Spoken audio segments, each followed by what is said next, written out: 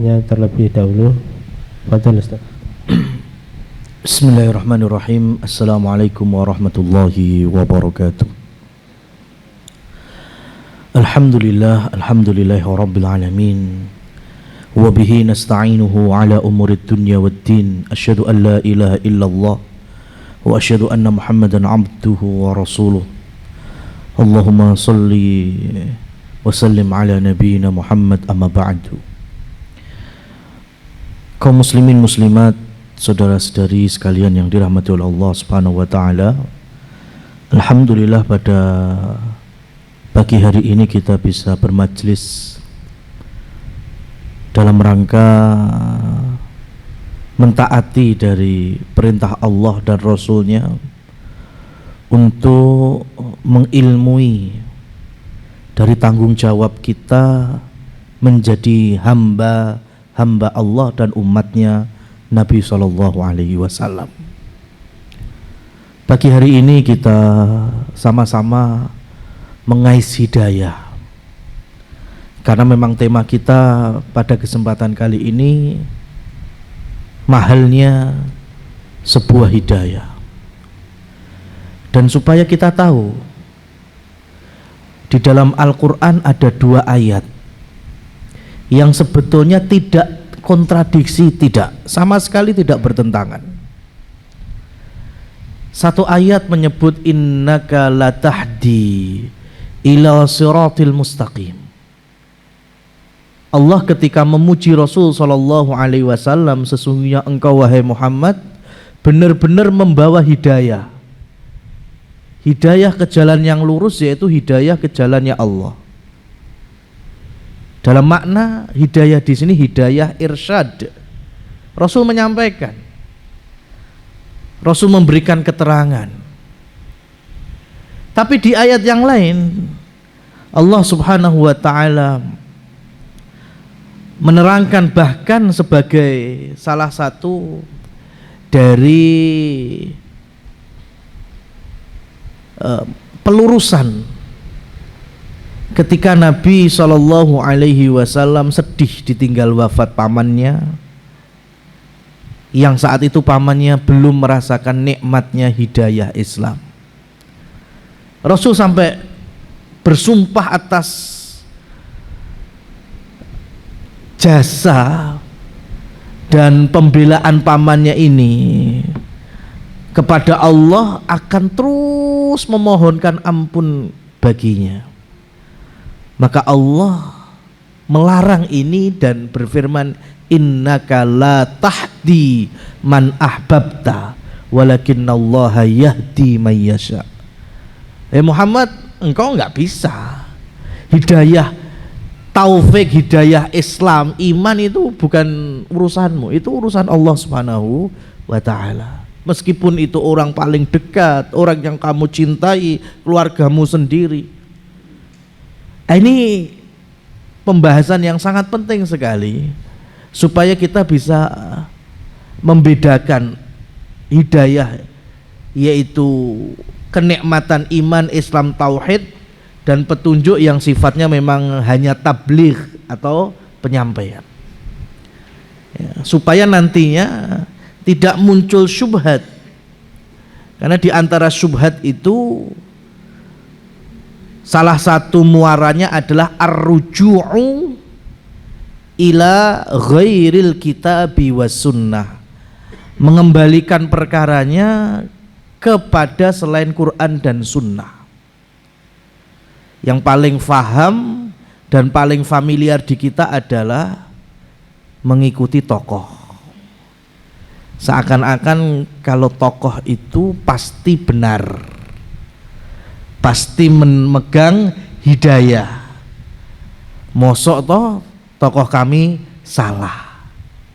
Padahal sekelas Rasul sallallahu alaihi wasallam ketika salah tapi Allah langsung luruskan, dan itu menjadi pijakan kita bahwa selain Nabi dan Rasul pasti memiliki kesalahan.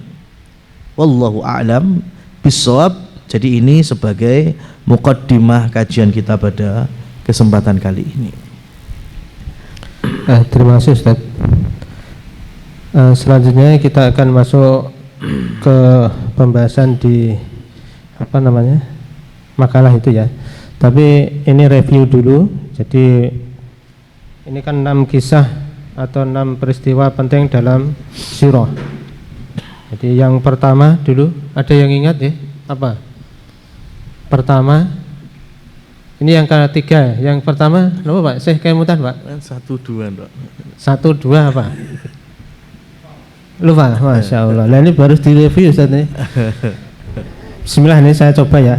Yang pertama itu bahwa turun ayat ya ayyuhal muddatsir, itu kan peringatan ya. Jadi pada waktu itu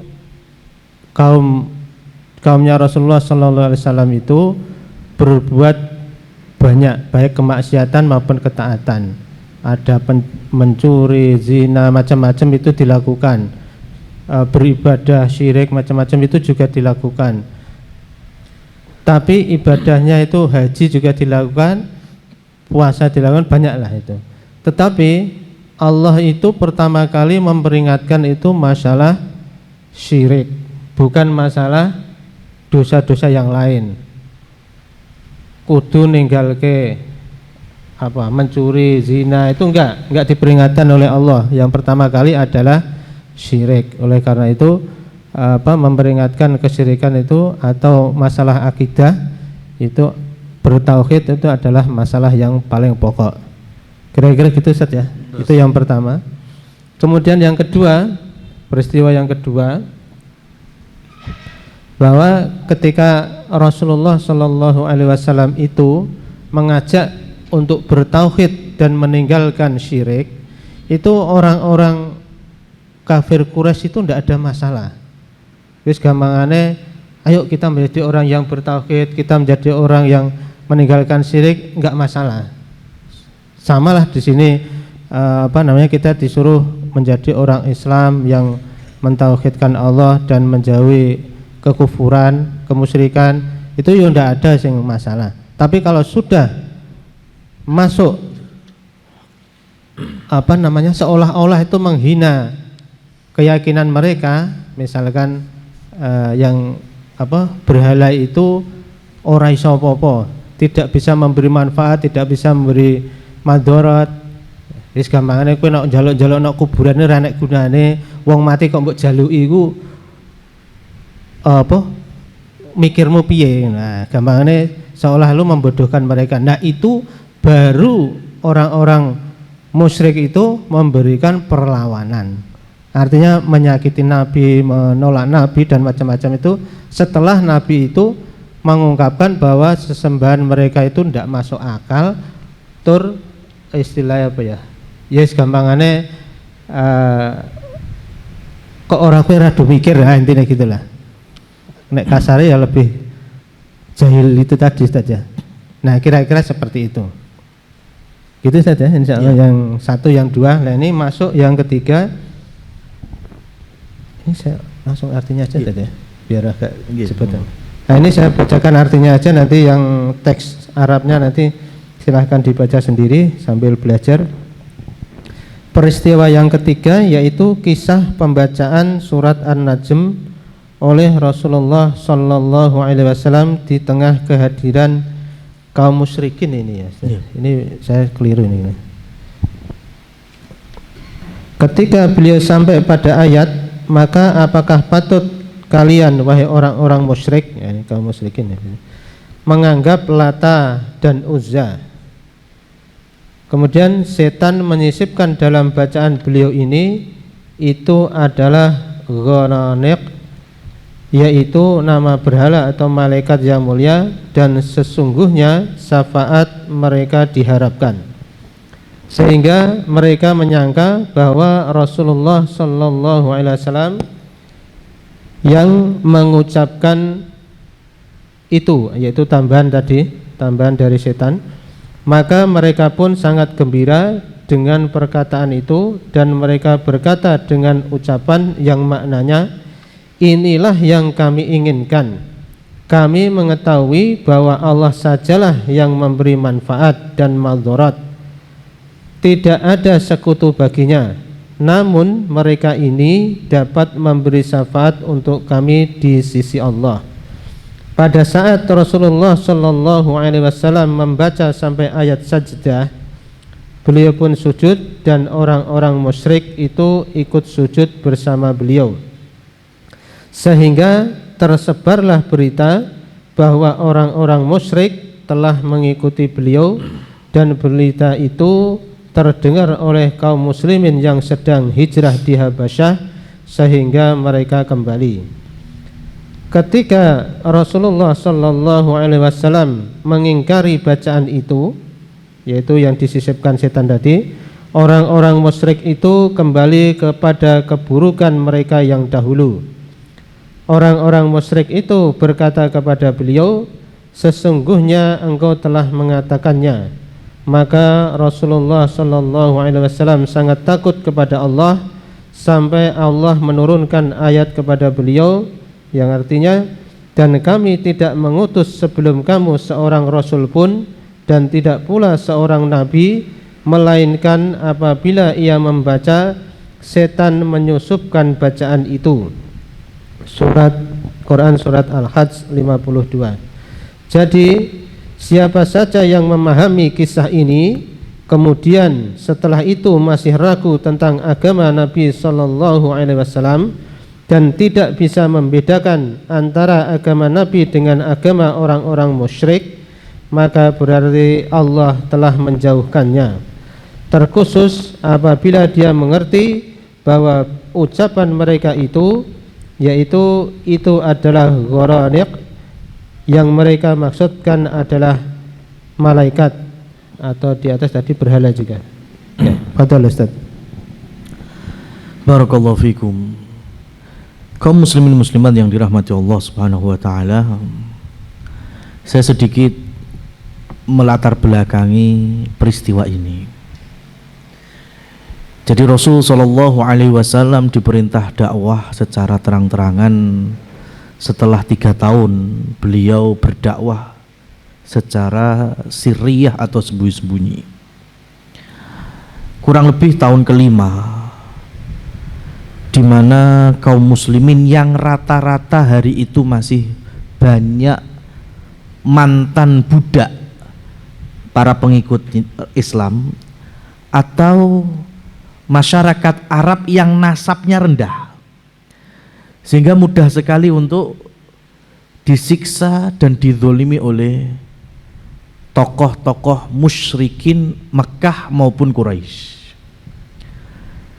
Sehingga Rasul Shallallahu Alaihi Wasallam berdoa kepada Allah, memohon hidayah atau petunjuk bagaimana ini, sampai kemudian turunlah ayat diantaranya ardullahu wasi'ah, bahwa bumi Allah itu luas, dan maksudnya adalah supaya muslimin yang tidak punya kekuatan hari itu pindah tempat. Dan Rasul Shallallahu Alaihi Wasallam memerintahkan sahabat hari itu bukan ke Madinah, ini sebelum hijrah ke Madinah, bukan ke Taif, ya, karena Taif masih dikenal oleh masyarakat Mekah, sehingga Nabi meminta mereka nyebrang, ya, sampai wilayah baru yaitu Habasyah. Rasul Shallallahu Alaihi Wasallam menyampaikan kepada para sahabat kenapa memilih daerah Habasyah, karena Habasyah tidak banyak dominan musyrikin Mekahnya. Ya, kalau Madinah, Syam masih kuat, ya, powernya tokoh-tokoh Quraisy. Dan di Habasyah, inna fihi malik la yadlimu ahada, ada seorang raja meskipun saat itu belum masuk Islam tapi tidak pernah mendolimi rakyatnya, yaitu Raja Najasyi. Maka berangkatlah para sahabat, bahkan sampai ada 2 kloter itu, Habasyah pertama dan Habasyah kedua. Nah, yang Habasyah yang pertama itu nggak lama mereka di negeri baru, karena cukup beberapa bulan mereka balik lagi ke Mekah. Dan yang melatar belakangi pertama adalah faktor cuaca. Mereka terbiasa di gurun, angin gurun biasa, dingin panasnya gurun pasir biasa. Tapi sekarang di Habasyah itu mereka merasakan cuaca yang lebih daripada Mekah. Makanya banyak yang sakit-sakitan. Termasuk putri Rasul Shallallahu Alaihi Wasallam sendiri yang saat itu Ruqayyah, ya, itu pun juga sempat sakit selama di Habasyah. Lah Nabi Abu Bakar tidak ikut, kenapa? Karena mereka aman. Abu Bakar termasuk tokoh yang disegani oleh masyarakat Mekah. Rasul juga sama, dari Bani Hashim, punya kemuliaan nasab. Jadi yang berangkat kebanyakan adalah mereka yang tidak punya ketokohan dan kemuliaan nasab. Tapi karena tadi faktor alam, kemudian faktor cuaca, dan faktor berita hoaks. Ini berita hoaks pertama dalam sirah Nabi SAW. Sebelum nanti muncul berita hoaks terbesar yaitu hadithul ifki, adalah peristiwa ini. Jadi teman-teman, ya, para sahabat yang ada di Habasyah itu mendengar kisah bahwa orang-orang Quraisy mereka semua sudah menerima agama Nabi, menerima Islam, dengan cerita yang sampai berita bahwa orang-orang Quraisy sujud di belakang Nabi di Masjidil Haram, di sekitar Ka'bah. Nah itu ceritanya sampai gitu. Makanya mereka berbondong-bondong balik ke Mekah. Ternyata sampai di Mekah mereka tambah berat siksaannya. Ceritanya ternyata beda. Nah bagaimana? Nah ini. Jadi suatu hari Rasul Shallallahu Alaihi Wasallam ditemani oleh Abu Bakar di sekitar Ka'bah. Beliau membaca Al-Quran, bahkan sholat dengan bacaan itu diantaranya surat An-Najm. Surat An-Najm, ya, apalagi para ulama dalam menafsirkannya ada dua tafsir besar. Wan najmi idza hawa, itu An-Najm diartikan dan ditafsirkan pertama perbintangan. Dan orang Quraisy tahu itu. Nujum, mereka banyak yang jadi ahli nujum. Tapi juga ada mufassir yang menyimpulkan yang disebut dengan wan najmi idza hawa, an-najm adalah Al-Qur'an. Ya. Karena fungsinya itu kan sama-sama menerangi. Bintang juga dengan cahayanya menerangi, Al-Quran kan juga menerangi kehidupan orang-orang yang mau mengambil faedah dan hikmah serta pelajaran dari ayat-ayat Allah tersebut. Wan najmi idza hawa, jadi ada tafsir yang menyimpulkan Al-Quran yang diturunkan secara bertahap. Tapi bagi masyarakat musyrikin, mereka memaknai pertama ya memang masalah bintang An-Najm itu. Nah, jamaah yang dirahmati oleh Allah Subhanahu wa taala, masyarakat Arab karena mereka itu sangat cinta dengan bahasa Arab. Ya. Dan kita pun juga dimotivasi karena ini adalah lughatul Quran, bahasa Quran. Ya. Lisanul Arab, ya. Kalau para ulama dulu, ulama-ulama yang sudah tabi'ut tabi'in kesini, mereka menyebut al-Arab laisal ard walal bildan. Yang dimaksud Arab itu bukan tanah Arab, bukan negeri Arab, bukan jazirah. Al-Arab huwal lisan. Arab itu adalah lisan. Karena selagi kita tinggal di mana saja, kayak Indonesia ini bangsa negara, ya mungkin Australia, Amerika itu benua wilayah, tapi kalau Arab kata para ulama dan ahli ilmu dulu itu lisan. Selagi penduduk manapun di dunia ini mereka paham bahkan berbahasa dengan bahasa Arab, sudah dia termasuk al-Arabi gitu ya. Makanya kan banyak ulama-ulama bahasa Arab bukan orang Arab, seperti ya siapa Sibawai, kemudian yang menulis nahwu fenomenal sampai hari ini Alfiyah Ibnu Malik itu orang Cordoba, ya orang Spanyol, masya Allah. Apalagi orang Arab di zaman Rasul Shallallahu Alaihi Wasallam, dan di antara kesenangan mereka dalam bahasa itu adanya as-saja'.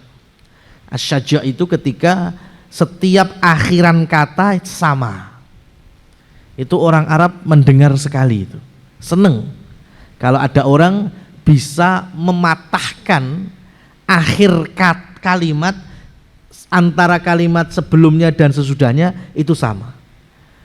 Dan sampean baca surat An-Najm itu sama semuanya, ya banyak sekali yang sama. Wan najmi idza hawa, berakhiran alif layyinah itu. Ma dhalla sahibukum wa ma ghawa, sama. Wa ma yantiqu 'anil hawa, sama. In huwa illa wahyun yuha 'allamahu syadidul quwa, sama terus nih. Dzu mirratin fastawa wa huwa bil ufuqil a'la thumma dana fatadalla, sama semua. Lah ini yang merespon masyarakat Mekah yang hari itu berkumpul di Darun Nadwa. Wah ini kok cakep sekali ini. Ini bukan bikinan manusia ini. Maka mereka lebih mendengarkan lagi, lebih fokus lagi, ya, lebih fokus lagi. Makanya dulu di kekhalifahan Bani Abbasiyah, salah satu yang menggantikan Harun ar-Rasyid itu putranya ada yang nggak fasih bahasa Arab, ya. Dulu kita kaum muslimin itu pernah dengan terpaksa sholat id itu khutbahnya sebelum sholat, kayak jemahan kan tadi nih, ya khutbah id, Idul Fitri atau Idul Adha itu sebelum sholat, persis kayak Jumatan. Ya, dan ulama hari itu ya mereka nggak bisa apa-apa karena pemimpin tertingginya menghendaki seperti itu, karena khatib dulu itu ya amir, khalifah itu menjadi khatibnya. Lah kita ini pernah di masa yang amir, yang khalifah hari itu nggak fasih bahasa Arab, maka sama orang-orang Arab itu nggak dirungok nih mas. Jadi kalau sampai khutbahnya habis sholat, habis jamaahnya. Ya, karena nggak fasih bahasa Arab. Maka gimana caranya kaum muslimin itu masih ada di musolanya, masih ada di tempat sholat idnya. Caranya ya khutbah dulu baru sholat. Ya, ini pernah kita berada di zaman itu, pernah. Nah, makanya Rasul Shallallahu Alaihi Wasallam ketika menyampaikan surat An-Najm itu awal-awalnya sudah masya Allah indah sekali, merespon kaum musyrikin untuk mendengarkannya. Ya. Apalagi ketika falamma balagha, hingga Rasul menyebutkan ayat di 19 itu, ayat yang ke-19, afara'aitumul lata wal uzza wa manatat tsalitsatal ukhra, ya. Alakumudz dzakaru wa lahul untha tilka idzan qismatun dhiza. Ini ya catatannya di sini. Jadi ketika Rasul menyebutkan afara'aitumul lata wal uzza, ada lata ada uzza. Waduh. Ya, sesembahan kita disebut ini. Maka setan saat itu menyusupkan yang didengar oleh masyarakat musyrikin, itu adalah gharanik. Gharanik itu bagian dari wathan, berhala, tetapi dari kalangan malaikat. Ya, jadi bayangkan sekarang Lata, ya, yang ada di Taif, dulunya orang yang super dermawan, orang yang soleh, baik, mati dikultuskan.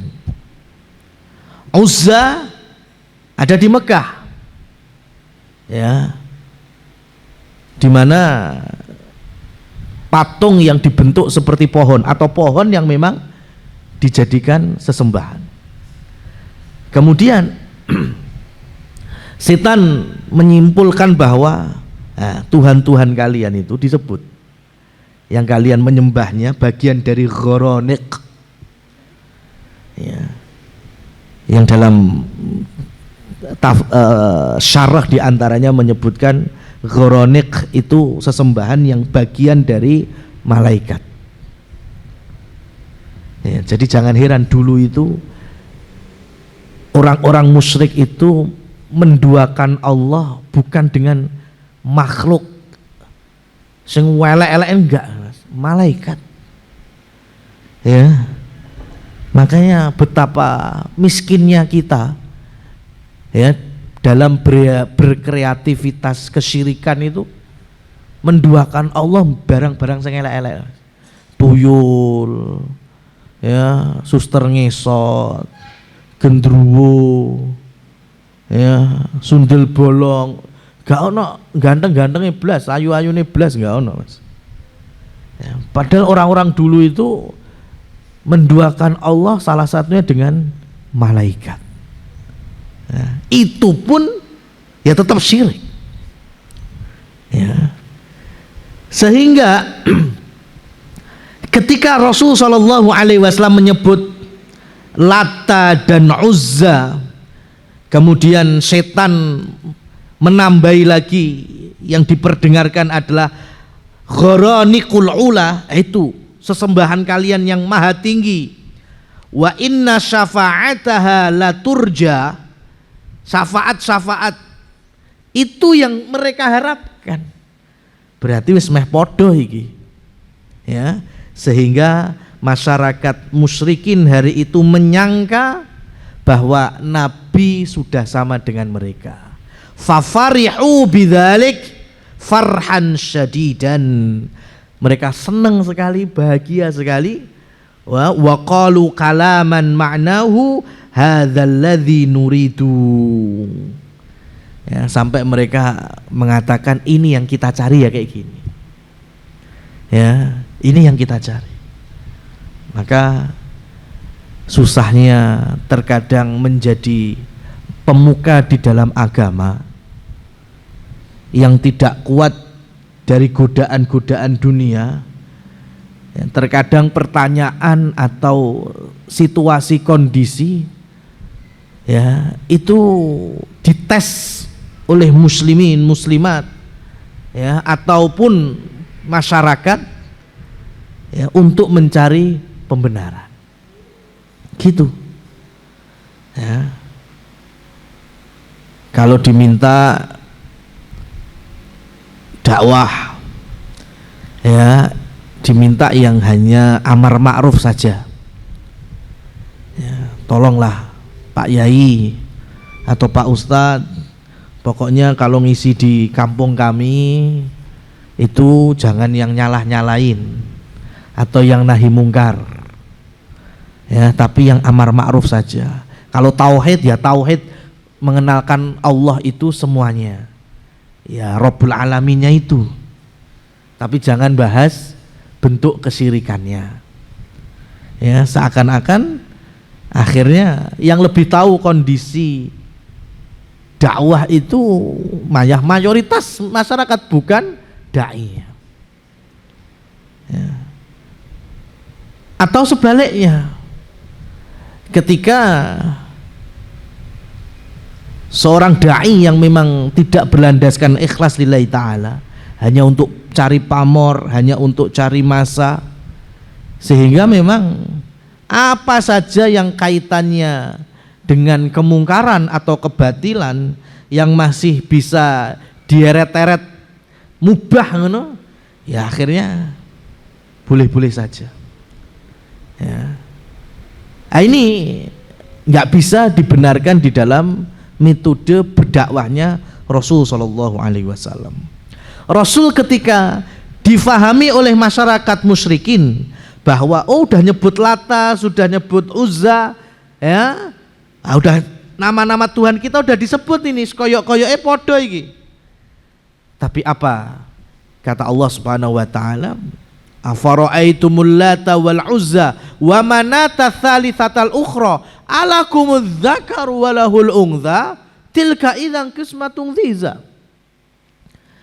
Harusnya kalian itu bisa berpikir ulang. Kalian memberikan nama Tuhan-Tuhan dengan Lata, itu bentuk mu'annas atau bentuk perempuan kalau dalam bahasa Arab, dari apa? Ilah. Ilah jadinya Lata. Kemudian Rabb kita Allah Subhanahu wa taala punya asma, di antaranya Al-Aziz. Ya. Musyrikin menamakan berhala mereka Uzza, bentuk perempuan dari Aziz.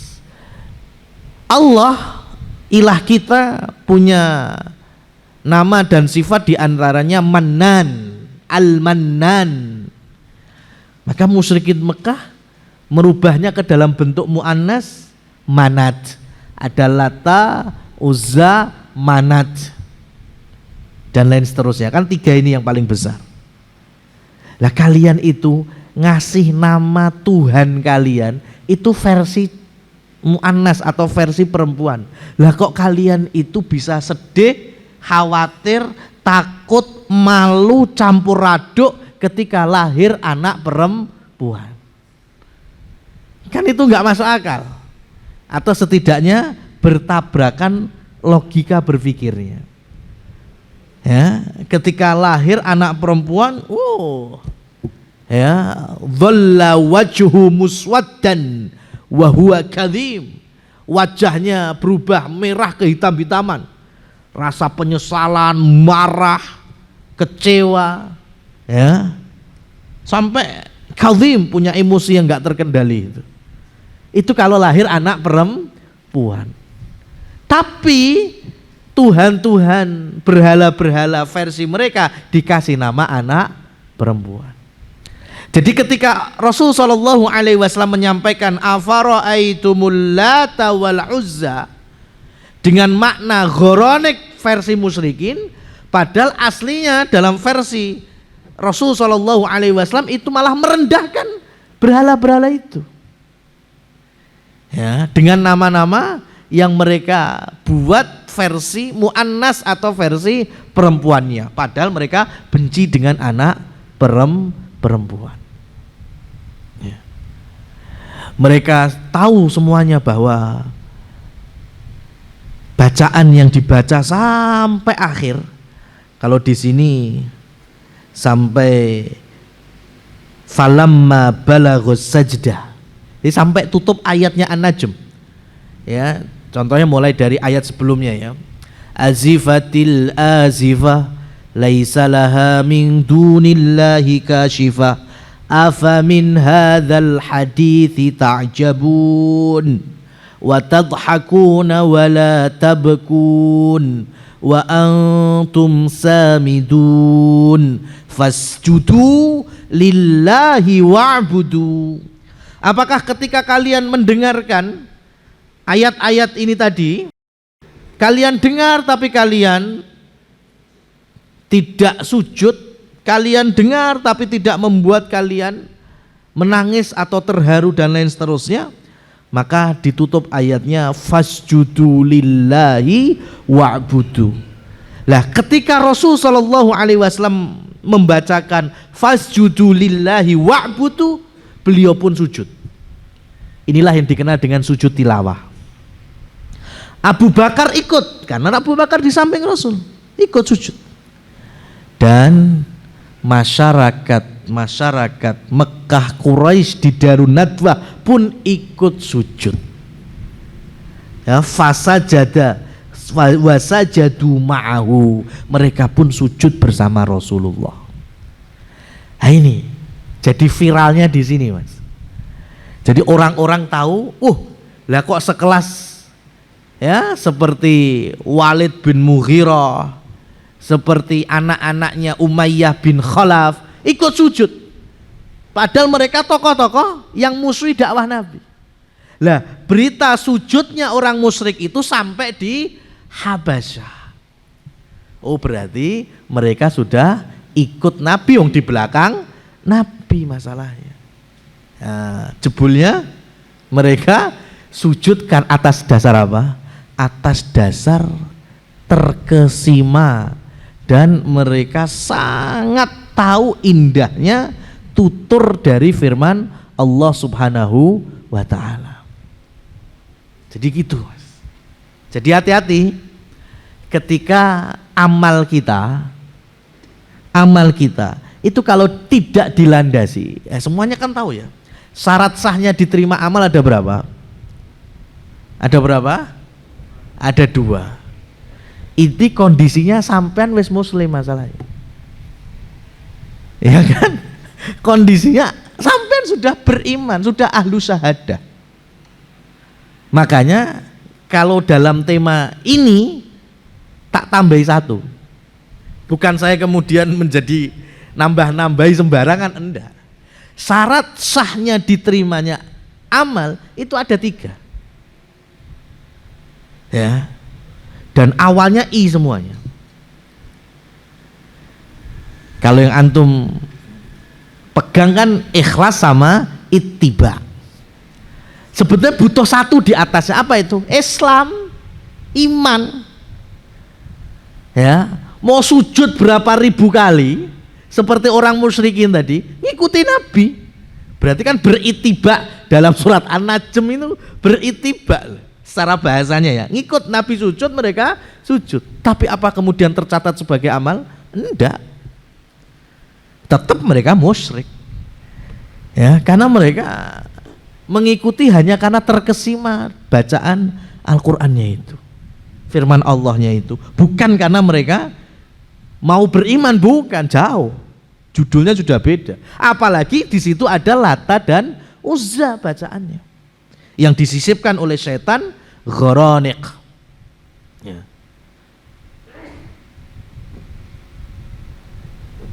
Antum kenal nggak ada perempuan sangat baik hatinya, dermawan, bertali kasih, ya, namanya dikenal dengan Bunda Teresa. Iya, tahu kan, pernah dengar ya? Ya, itu biografinya itu banyak baiknya atau banyak buruknya? Baik, kemana saja menyebarkan kebaikan dalam interaksi sosial. Yang sakit diobati, artinya diajak ya untuk perawatan. Yang miskin ya, dikasih sedekah, tapi versi Nasoro dan lain seterusnya. Berarti kan baik apa enggak yang dikenal dengan Bunda Teresa? Tapi kalau kita dari sudut kacamata muslimin ahli tauhid, ya percuma kebaikannya. Makanya Allah ganti ya hanya di dunia saja. Di akhiratnya sudah. Kalau bahasa Qur'annya haba'am mangsura. Ya, ibarat debu atau pasir yang berterbangan. Enggak ada hitungannya sama sekali. Ya. Sebaik apapun. Ya, sebaik apapun. Kalau tidak dilandasi iman Islam, percuma. Di sisi Allah Subhanahu wa ta'ala tidak ada gunanya sama sekali. Ya. Maka hati-hati dengan perbuatan-perbuatan yang bisa merusak akidah, yang bisa menggugurkan tauhid. Ya, mohon maaf ketika Jumatan. Wah, ini saya ingat, Masya Allah. Saya sudah izin kepada yang bersangkutan. Bulan Syawal kemarin itu kan kami dititipi jamaah umroh untuk berangkat, dan alhamdulillah kami minta bantuan salah satu ustadz untuk membimbing dengan tema safar umrohnya, yaitu pembahasan Qawaidul Arba. Ya, sehingga selama perjalanan umroh khatam Qawaidul Arba. Alhamdulillah, Masya Allah, sampai kedatangan ustadz ini menyampaikan kegembiraan secara rohaninya adalah ketika mampu membawa hidayah, menyampaikan hidayah itu kepada para jamaah yang kalau kita bisa pecah itu ya, sebagian yang berangkat kemarin itu militer, pensiunan sama pengusaha, ya, punya toko, punya warung. Nah, ketika di Tanah Suci di Mekah, ketika kajian Qawaidul Arba membahas masalah kesyirikan, dan di situ ada kasih contoh sama ustadznya, ya, itu jimat. Itu ada sebagian jamaah yang bawa jimat. Bayangkan, ya, di tempat paling suci di muka bumi, dengan niat ibadah umroh, cekelan jimat. Ya, itu ada. Makanya saya baca ceritanya sekarang. Oh no loh, Mas. Dan ini kan cerita yang dari kami gitu ya, yang kita tahu. Ya. Nggak tahu yang di lain orang, di lain daerah mungkin yo banyak. Bayangkan betapa iman-imannya itu ya, betapa iman-imannya mengeluarkan dari tenaga, waktu, harta dengan niat ibadah, tapi ibadahnya dalam sisi ilmu percuma. Karena dalam satu waktu berdoa kepada Allah, tapi juga masih meyakini ada barang yang bisa membawa manfaat dan menolak madharat, yaitu jimat. Makanya sampai nangis-nangis katanya dalam pertaubatannya itu, Masya Allah. Terima kasih Ustadz, ya, sudah diberikan petunjuk semacam ini, karena kami dulu ya nggak tahu. Yang militer, bayangkan tugasnya dulu rata-rata di tempat konflik, ya mesti keluarganya ya khawatir, dan pelakunya juga khawatir, mau dinas dimanapun pengen ya balik omah kan selamat. Maka akhirnya digawa neng wong pinter jari ini, ya, dikai cekelan jimat, wes anti yang anti senjata, kebal, macam-macam. Dan itu kebawa puluhan tahun gitu. Ya, sampai di Mekah. Ya. Yang pengusaha apalagi, ya, supaya laris mereka menggantungkan alakoh, tamimah itu untuk laris. Padahal itu termasuk donatur Jumatan, ya kan? Termasuk yang aktif bersedekah. Itu yang membawa rasa cinta kita ini kepada kaum muslimin yang lainnya yang belum tahu bab ini, bahwa ini bagian dari kesyirikan ketika menduakan Allah di dalam ibadah. Kan kita yakin mosok wong sing berangkat umroh bahkan sudah haji, bahkan bukan umroh pertama, itu kan berarti wes lek diomong yo Islame kan nggak sebatas KTP loh ya. Tapi karena tidak disirami ilmu, atau memang menuntut ilmu yang belum mendapatkan guru yang benar secara akidah, akhirnya pemahamannya masih seperti pemahaman jahiliyah di masa Nabi SAW. Ya. Makanya yang sholat, yang puasa, yang zakat, yang haji, ya, itu masih butuh untuk ilmu ikhlas. Ikhlas itu bukan hanya ikhlas krono Allah tok, ya, tapi hanya sebatas ya, apa ya, jargon saja. Tapi ternyata masih minta ke sana, masih minta ke sini. Ada pula dulu alhamdulillah sudah kita counter duluan Mas. Ketika manasik itu ada salah seorang calon pengen macung, saya lupa lurah apa camat gitu. Itu bertanya ke kami saat itu, Ustadz nanti pokoknya kita ada ziarah atau berkunjung di Medina ke Sakifah Bani Sa'idah atau tidak? Oh ya jelas ada, cedak mbek Masjid Nabawi. Ya. Jadi Sakifah Bani Sa'idah itu gampangannya adalah saksi bisu, tempat di mana Abu Bakar awal dilantik menjadi khalifah pengganti Rasulullah. Dan tidak ada fadilahnya tempat itu sama sekali. Enggak ada keutamaan sholat neng kono, enggak ada. Malah bahaya ini, bisa jatuh kepada amalan bid'ah. Enggak ada doa khusus di situ, enggak ada keutamanya sama sekali. Sakifah Bani Sa'idah. Cuma kalau sebagian jamaah pengen tahu sirah Nabi atau suka dengan jejak Rasul, kehidupan para sahabat, ya kita datangkan, kita kunjungi supaya tahu ini loh dulu Abu Bakar dilantik Rasul ketika masih dimandikan oleh Ali bin Abi Thalib ya di rumah Aisyah. Di sini dulu orang Ansor, kemudian Abu Bakar, Umar ada di sini. Itu tok sudah.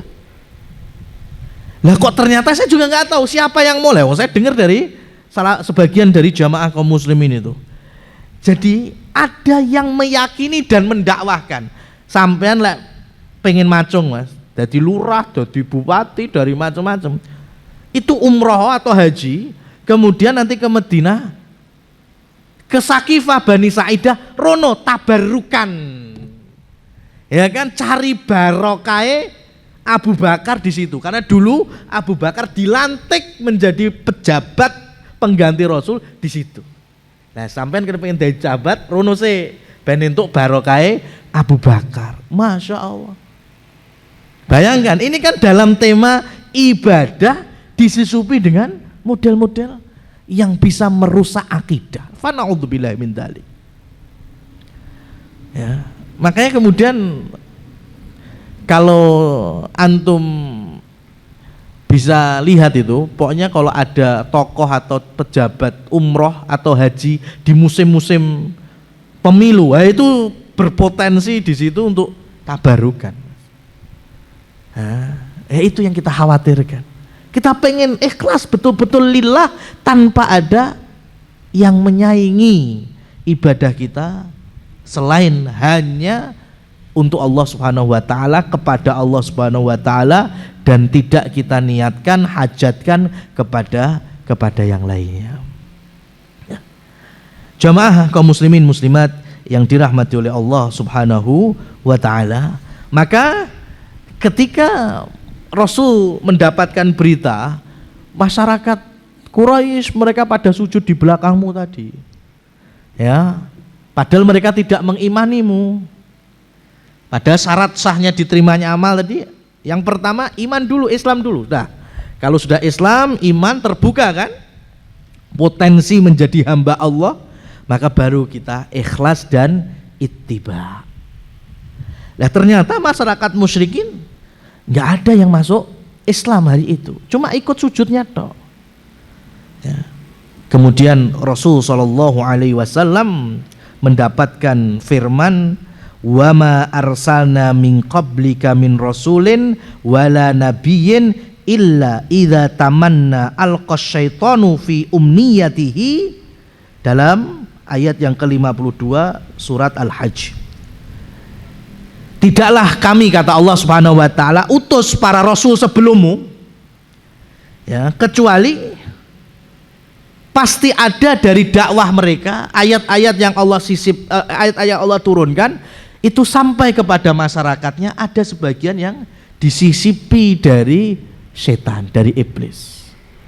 Tetapi karena masih ada rasul, maka tentu ada ayat bantahan, ada ayat yang meluruskan, ada filter dan counter, ya. Termasuk di zaman-zaman jauh sebelum Nabi Muhammad seperti para masyarakat Bani Israel. Nah, jamaah yang dirahmati oleh Allah Subhanahu wa taala, Dari sini bedanya kita dengan para sahabat, atau bedanya sahabat Nabi dengan masyarakat yang lain. Mereka akan senantiasa sami'na wa ata'na kepada Nabi setelah mereka betul-betul punya ketauhidan kepada Allah Subhanahu wa ta'ala. Itu para sahabat. Ya, jadi bukan jargon tok tadi, Mas. Ya, wong kita ini kadang, ya mohon maaf ya, imam sebelum sholat ngatur jamaah, ya, makainya bahasa Arab. Lah kuwi masalahe, ora kabeh mudeng bahasa Arab. Sawu sufufakum fa inna taswiyatas sufu min tamamis shalah.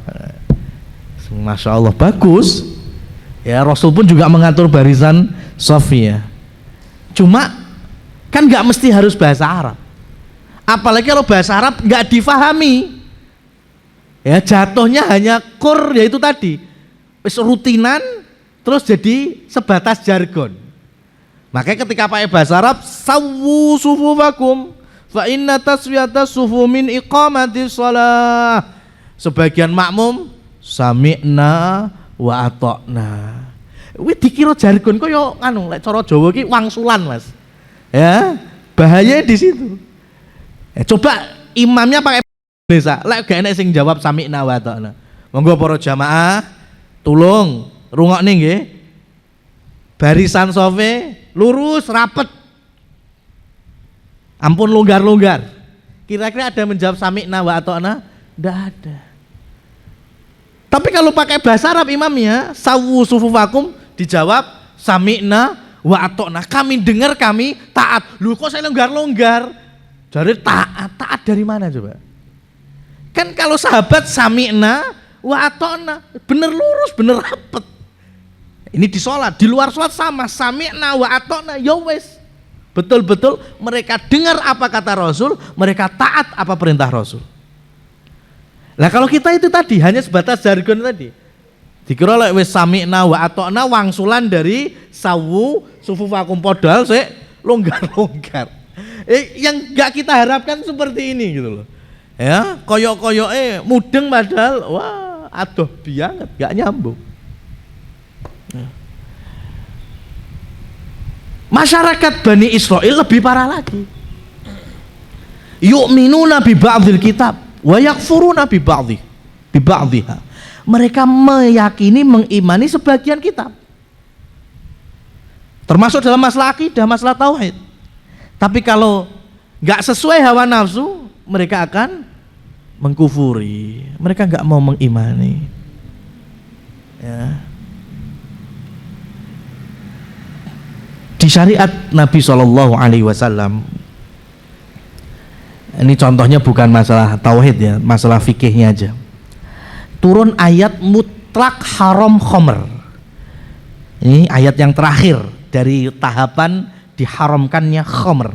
Innamal khomru wal maisir, terus sampai rijzum min amali syaitan fajtanibuh, jauhilah sejauh-jauhnya.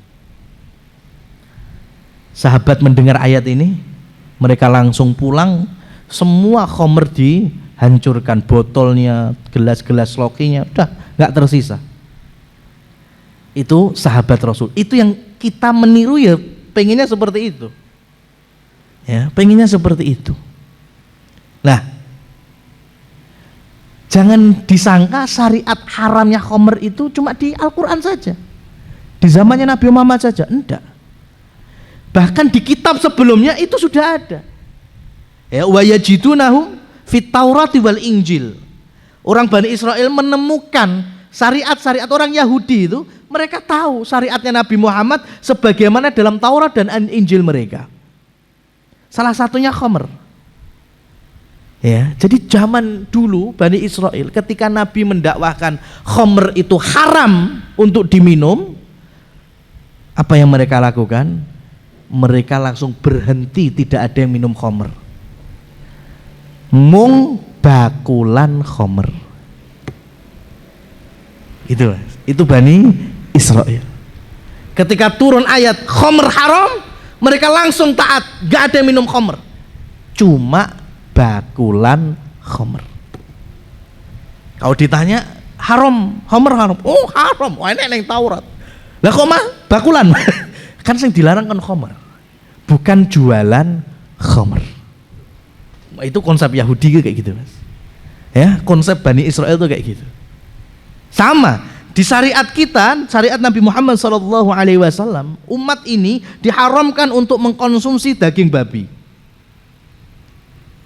Dalam Taurat Injil itu ada pengharaman daging babi. Maka Bani Israel ketika dilarang untuk mengkonsumsi daging babi, mereka nggak lagi makan daging babi, cuma ternak babi. Ya, mereka beternak, makan sih enggak. Kalau ditanya makan, oh haram. Taurat kami melarangnya. Ya, lah kok ternak? Kan yang dilarang makannya bukan beternaknya. Itu konsep Yahudi itu ngono mas. Ya, konsep Bani Israel seperti itu. Pokoknya yang sesuai hawa nafsu ditompo. Tapi kalau nggak sesuai hawa nafsu, apalagi yang ujung-ujungnya dunia, keuntungan, wah mereka ya itu punya hilah. Coro Jawa is ngindone akeh mas. Ya, itu orang masyarakat Bani Israel. Ya. Maka ketika di dalam surat Al-Kahfi, ya, ketika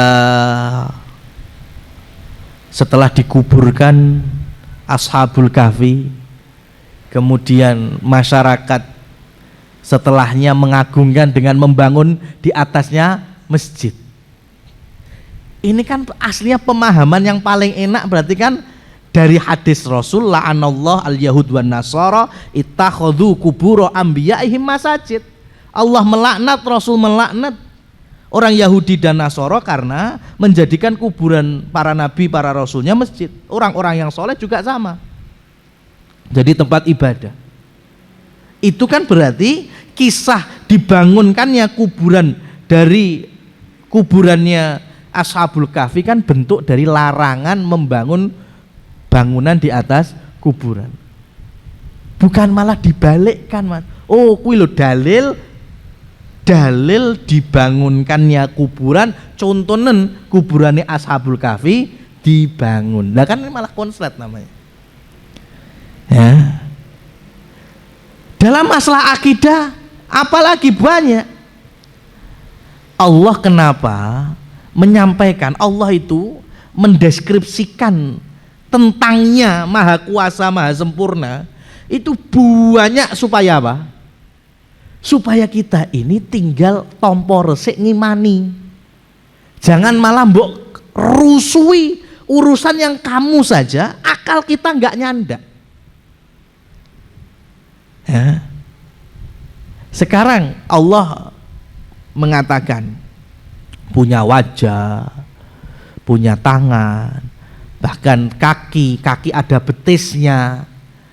Allah marah, Allah cemburu, Allah ridho. Ya, itu kan Al-Quran kan seandaya-andaya mas gitu. Supaya kita ini tidak tersesat dan menyimpang di dalam memaknai. Kali tompo resik. Lah kok malah diurusi mas. Ya. Oh berarti Allah punya tangan, mosok Allah punya tangan? Ya kok seperti makhluk. Kita menyebut Allah punya tangan, apa terus kita menyamakan Allah dengan makhluk? Tidak sama sekali.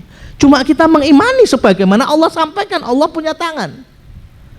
Tapi ketika muncul orang yang gak terima nih, Allah gak punya tangan, kayak manusia. Tangan di situ maksudnya kekuasaan. Jatuh akhirnya, nyimpang akidahnya.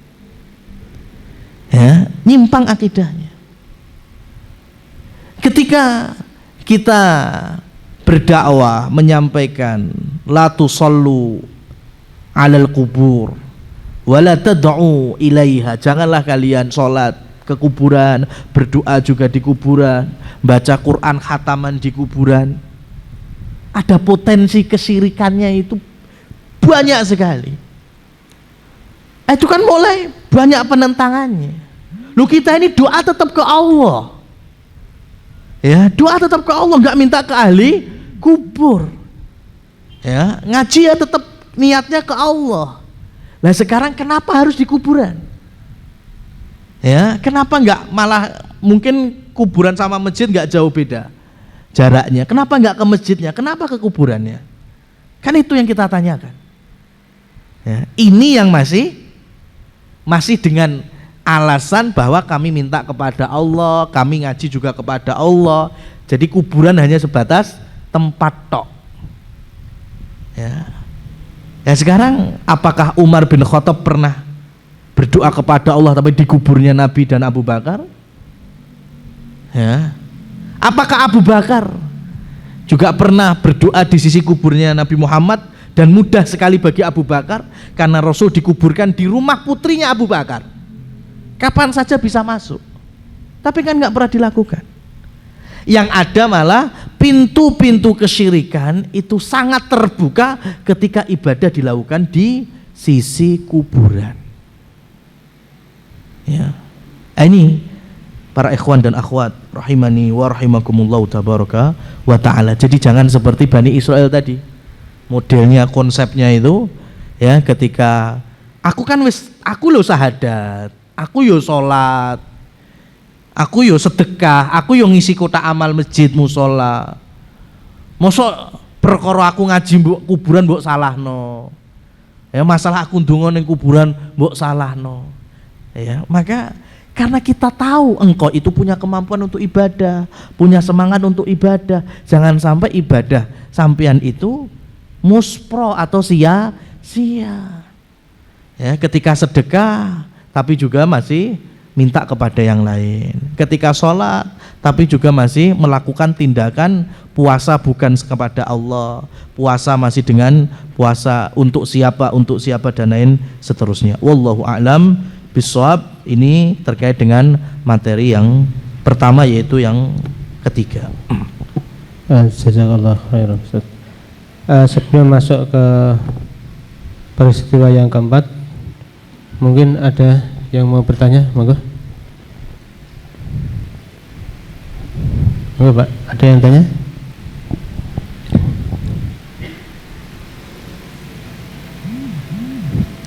Sedikit yang ingin saya simpulkan Ustaz ya. Jadi di pembahasan peristiwa yang ketiga ini, ketika setan itu menyisipkan dalam ayat itu sesuatu yang sesuai dengan pemikiran dan hawa nafsu orang-orang musyrik, maka orang-orang musyrik langsung sama ini dengan pemikiran kita, maka seolah-olah mereka itu setuju dan sangat senang gitu ya. Nah, ini satu hal yang cukup penting karena setelah itu Rasulullah mengingkari tapi mereka tidak mau sami'na wa ata'na tadi Ustaz ya. Ini mungkin ada ada pelajaran tersendiri lah ya. Kadang-kadang itu karena dijelaskan Ustaz mbok rada ngantuk apa mbah piye ngono krungune iku beda. Nah, krungu itu mbah ditambahi pas turu apa gimana ya enggak tahu. Seperti dulu itu pernah ditanyakan Ustaz. Menurut Ustadz Iqbal, astaghfirullahaladzim itu bid'ah. Loh, itu kan aneh kan itu. Saya juga sampai bingung itu kemarin itu. Ternyata apa? Orangnya datang enggak? Orangnya datang enggak? Enggak datang, makanya saya sebut itu. Ya mudah-mudahan. Nah, itu makanya mengaji itu juga harus mendengarkan, kalau enggak paham harus tanya gitu saja. Ya. Itu salah satunya sehingga tidak seperti yang terjadi di orang-orang musyrik ini. Kalau sedikit ada yang nggak paham ya ditanyakan saja, nggak apa-apa. Jangan sampai nanti pemahamannya malah kebalikannya. Yang dimaksud Ustaz Iqbal itu kan kalau habis sholat zikir itu astagfirullah. Tambahan astagfirullahaladzim itu bukan dari Rasul. Nah itu ya. Tapi pemahamannya astagfirullahaladzim itu bid'ah. Ini kan repot ini. Ini kan bahaya intinya ya, sama ini. Wah, Goronik itu nama malaikat yang mulia dan sesungguhnya syafaat itu diharapkan. Nah ini kan kebalikan 180 derajat dari ini. Kemudian kadang-kadang gini Ustaz, di masyarakat itu melakukan sesuatu, misalkan maaf ini mudah-mudahan nanti enggak menjadi salah paham, ini kan rame-ramenya sedekah bumi. Oh, ya. Jadi syirik apa itu jangan dilakukan, itu termasuk kesyirikan. Loh. Apa namanya? Tidak boleh. Nah, ini ada subhatnya. Ini gini. Jadi mungkin ada ustadz apa ada kiai yang menjelaskan ini maksudnya gini. Kita itu tidak nyedekai atau menyembah dari sing bau raksa atau gimana, saya nggak tahu ya istilahnya. Tapi gini loh, kalau misalkan nanti tidak dilakukan sedekah bumi, itu dikhawatirkan akan terjadi musibah atau bencana. Lah kita mengadakan aja paling-paling kan sapi siji apa piro regane. Misalnya engko ono tenan piye nek dianu kan raja tidak kejadian. Nek misalnya iku ora kanggo dhek wis ora apa-apa gur kelangan kuwi tok wae kok. Nah, itu kan subhannya kayak gitu. Wah iki wong pinter iki. Pendapatnya masuk akal kan gitu Ustaz ya. Nah, padahal kalau kita kembali ke akhirat, masalah akhirat apa namanya? Kalau ini tidak masuk kesyirikan, alhamdulillah. Nek masuk kesyirikan, lah kan malah jadi keluar dari Islam, bisa begitu Ustaz. Ya, mungkin bisa ditambah Ustaz. Sepertinya yang hal semacam ini bisa, oh ya gitu, masya Allah. Apalagi nanti bisa tambah kemana-mana ya. Yang keempat itu malah saya mau jelaskan terkait dengan pendapat. Mau dibaca dulu? Enggak. Mukadimah yang keempat. Syekh Abdullah bin Abdul Aziz bin Baz dengan Syekh Shalih Utsaimin rahimahumullah. Ya. Ini supaya kita ketika ada warod, ada kaidah gini, idza waradal athar batalan nazar. Ya. Jika asar itu bisa Al-Qur'an, bisa hadis, ya. Jadi ketika dalil sudah muncul, maka ucapan siapa saja itu sudah tertolak. Ya. Ini kalau mamanya dalam kurung ini kan termasuk ucapan Imam Syafi'i, ucapan Imam Muslim, ucapan Imam Bukhari, ucapan Imam Ahmad, ucapan Abu Bakar sekalipun. Ya, cuma tadi antum jangan ngantuk.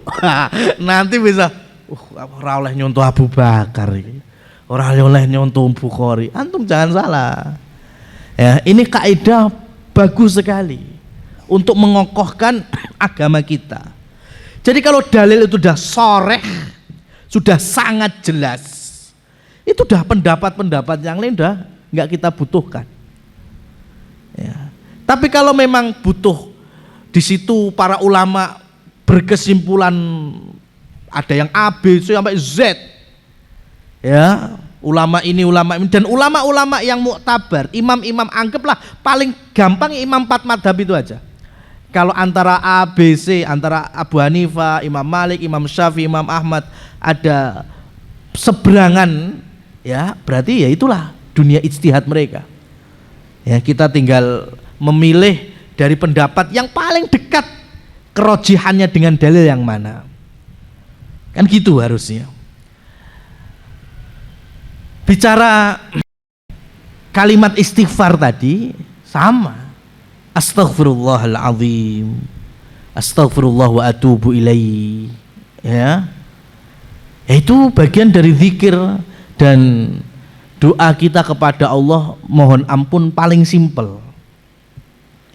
Silahkan mau sambil berkendaraan, sambil tidur-tiduran, yang penting bukan di tempat-tempat yang najis atau berhadas, ya, atau tempat-tempat yang dilarang kita mengucapkan, ya, seperti toilet lah anggaplah.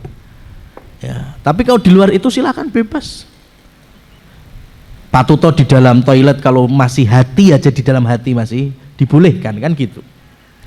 Tapi kalau di dalam sholat atau masih satu paket dengan sholat, ya, sholat itu bacaannya sudah waridah, sudah ada pakemnya, gak iso diotak-atik. Ya. Sholat, antum mau nerjemahin pakai Allah Maha Besar boleh apa enggak? Allahu Akbar, gantilah Allah Maha Besar, kan sama. Boleh apa enggak? Enggak boleh tetap. Ya, karena sholat itu sudah kaifiyahnya, sudah ada pakemnya dari Rasul Shallallahu Alaihi Wasallam. Gerakannya, jumlahnya, rokaatnya, semuanya. Ya. Dan rata-rata hadis tentang wudhu, hadis tentang sholat itu detail sekali. Primpen sekali sahabat meriwayatkan. Gerakan sujud ada 7 balung atau 7 sendi yang harus menyentuh lantai. Itu sampai dibahas, menunjukkan apa? Karena ini perkara yang setiap hari pasti dilakukan oleh orang-orang muslimin. Makanya terang benderang. Termasuk zikir setelah sholat. Zikir setelah sholat itu juga Rasul sudah mengajarkan. Ketika Rasul kemudian habis salam, beliau mengucapkan astaghfirullah thalathan, berarti 3 kali astaghfirullah, astaghfirullah, astaghfirullah. Allahumma antas salam wa minkas salam. Ya itu yang kita lakukan. Jadi habis salam bukan kemudian Al-Fatihah, enggak. Jangan disalahkan, oh berarti orang oleh maca Al-Fatihah.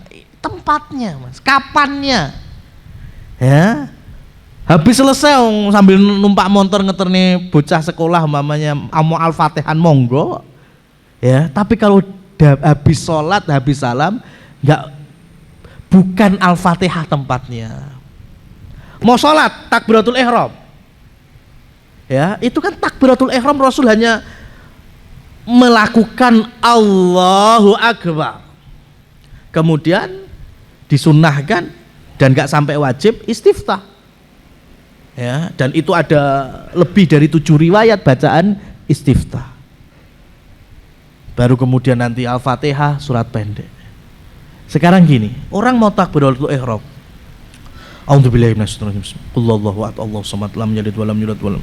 Bismillahirrahmanirrahim. Qul a'udzu birabbil falaq min syarri ma khalaq. Boleh apa enggak? Boleh apa enggak? Sekarang apa qul huwallahu ahad elek, Al-Falaq elek, An-Nas elek? Ya tentu ya baik, wong itu Quran semuanya. Cuma kenapa harus dibaca ketika kita mau sholat, ketika kita mau takbiratul ihram? Tidak ada contohnya. Bukan kita kemudian merendahkan ayatnya, enggak. Wong nanti habis Fatihah diwaca kulhu yo, wong biasamu yo ngono wae kok. Nyapa dadak diwaca sebelum sholat. Wong biasanya habis Al-Fatihah kan surat-surat paling dicintai kaum muslimin Indonesia kan ya kulhu, An-Nas, Al-Falaq itu kan, silahkan dibaca setelah baca Al-Fatihah monggo. Ya, nggak ada masalah. Cuma yang kita permasalahan ketika mau takbiratul ihram, berarti kan ini sudah mulai bagian dari cara sholat, dan Rasul telah mengajarkan dan sahabat meriwayatkan. Kita tinggal nyontoh. Jadi kalau kita ngotak-ngatik, sudah. Jatuhnya man amila amalan laisa alaihi amruna fahuwa raddun. Ketika kita beramal seakan-akan itu yang dicontohkan, padahal enggak. Abu Bakar enggak kenal baca kulhu sebelum takbiratul ihram, memperbanyak sholawat sebelum takbiratul ihram. Silahkan sholawat ya di tempat lain, silahkan ya. Termasuk tadi istighfar, mau beristighfar astaghfirullahaladzim atau astaghfirullah wa atubu ilaih, tapi di luar zikir ba'da sholat monggo silahkan ya, bukan kemudian kita menyalahkan lafal itu. Nah tadi contoh yang lainnya, ketika Syekh bin Baz sama Syekh Utsaimin, mereka dalam satu pendapat, dan pendapat yang bagus sekali, bagus. Harusnya yang belajar tahu ini bagus. Ketika mereka berdua dalam satu pendapat, kalau kaki perempuan saja harus tertutup, tidak boleh terlihat kepada non mahram atau laki-laki asing, bagaimana dengan wajah? Ya, kira-kira laki-laki itu kalau pengen ngelamar muslimah, kalau pengen nazar, sing dideleng dramaane apa wajahnya? Yang memacu fitnah ya perempuan bagi laki-laki itu kira-kira sikile Ya, telapak kakinya atau wajahnya? Wajah.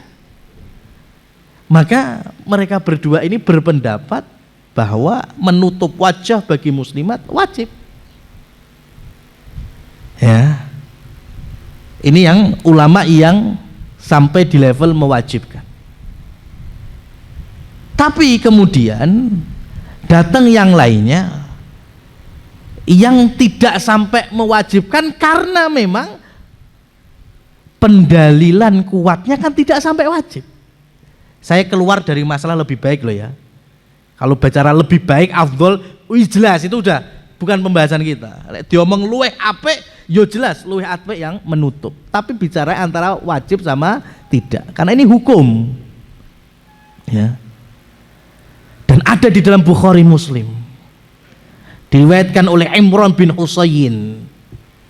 Ketika Rasul sedang di masjid sama sebagian para sahabat, tiba-tiba datang Fatimah, putri Rasul.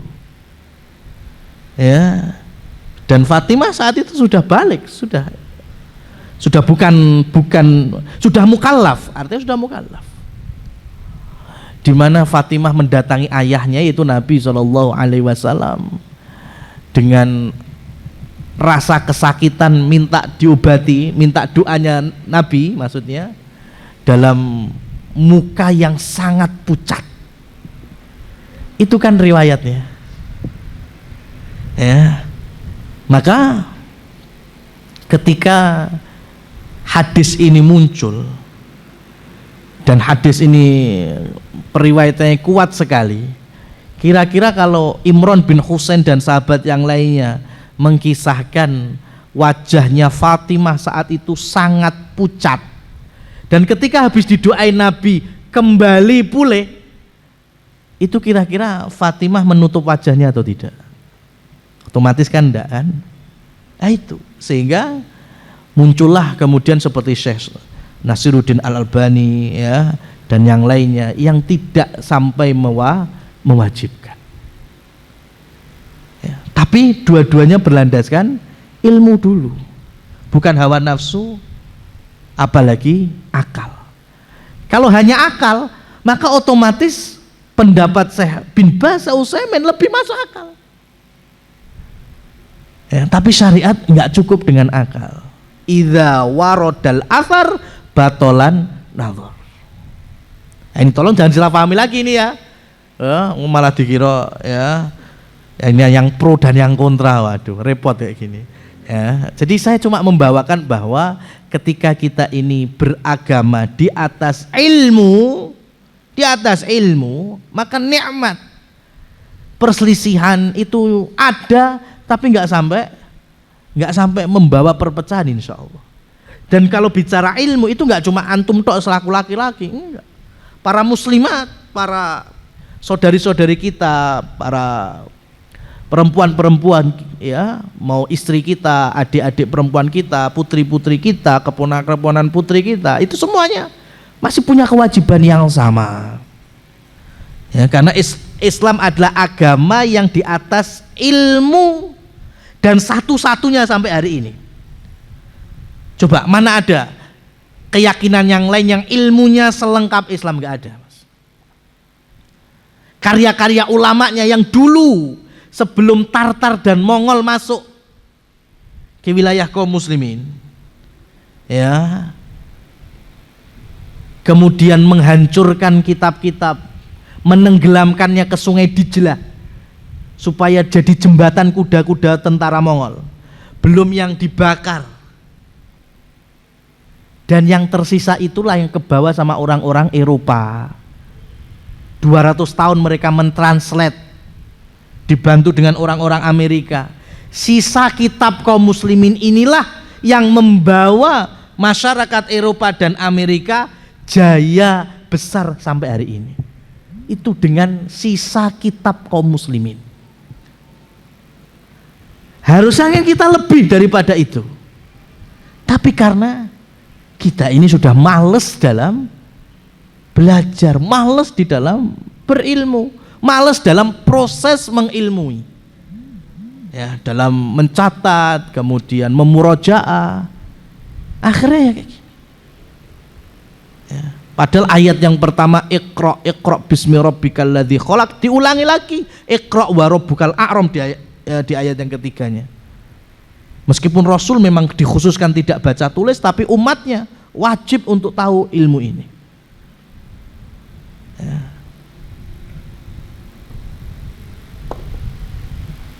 Imam Bukhari, salah satu sanad riwayat hadisnya, kalau belajar Sahih Bukhari ya, itu ada sanad yang muktabar, jadi kuat sekali kesahihannya untuk Imam Bukhari. Itu ada nama Karimah Ummul Khair. Kira-kira ini cowok apa cewek, Mas? Karimah Ummul Khair. Ini perempuan masuk ke dalam sanad periwayatan Sahih Bukhari. Ya, bayangkan sekarang kalau para perempuan, ibu-ibu dan seterusnya itu sampai di level seperti ini. Sahih Bukhari, Sahih Muslim, Imam Muslim juga punya sanad periwayatan hadis, itu perempuan ada, namanya Fatimah As-Samarqandiyah, dari Samarkand, bukan dari orang Arab.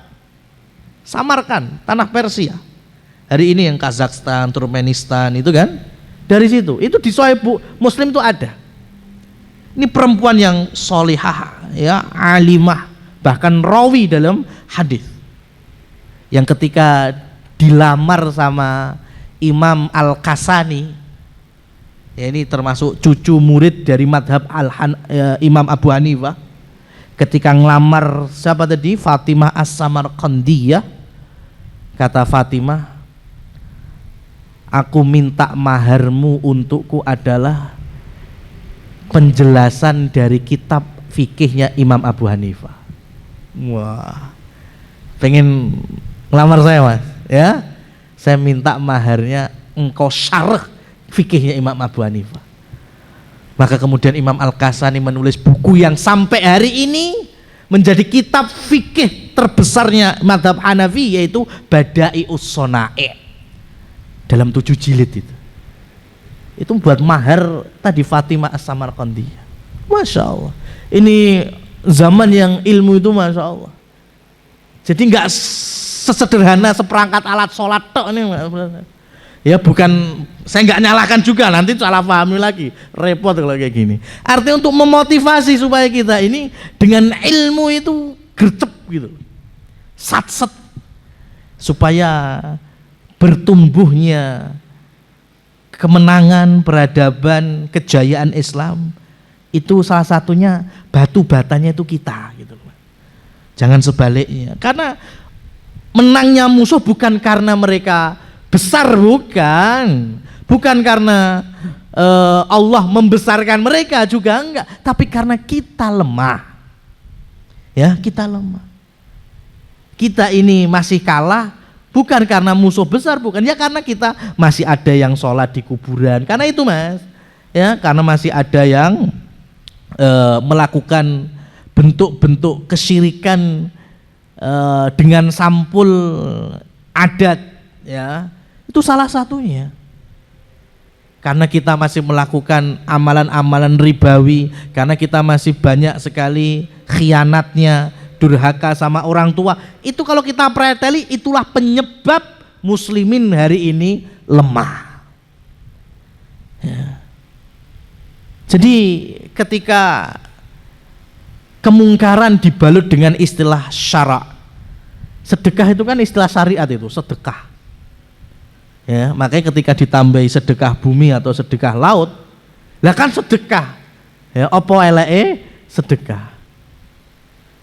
Ya sama, kalau dulu pun juga ketika orang Quraisy jamu teman-temannya mendem khamr, disebut dengan al-karam, kemuliaan.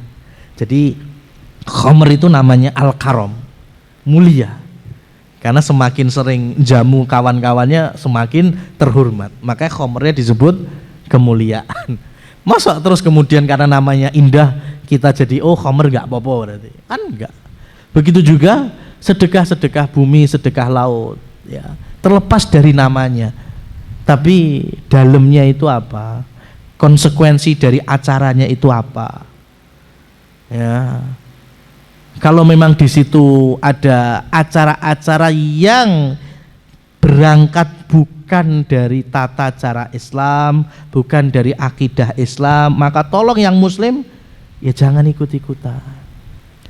Mungkin yang non muslim mungkin itu bagian dari acara keyakinan mereka. Ya sudah, kita nggak ngurus, nggak apa istilahnya, ngeriwui ibadah keyakinan yang lain. Tapi kalau muslim, muslimah, yo tulung Mas, ya kalau di situ ada jampi-jampi, wirid-wirid yang tidak dikenal, ya, kemudian suwuk-suwukan, kemudian ada penyembelihan yang kita nggak tahu untuk apa, apalagi dengan keyakinan kalau kita tidak mengadakan nantinya berarti Allahnya kemana? Ini kan berarti sudah menggantungkan sesuatu, datangnya manfaat dan datangnya madharat ada selain dari Allah Subhanahu wa ta'ala. Ya, meskipun itu enggak disebut simbau reksa, meskipun itu disebut dengan ya Dewi Sri, Dewi ini, Dewi itu, tapi kalau sudah ada keyakinan kalau nanti kita tidak melakukan akan datang, akan tiba dan seterusnya, ya sudah, disitulah koreksiannya. Wallahu a'lam bishawab. Jazakallah Ustaz. Mungkin ada pertanyaan, monggo.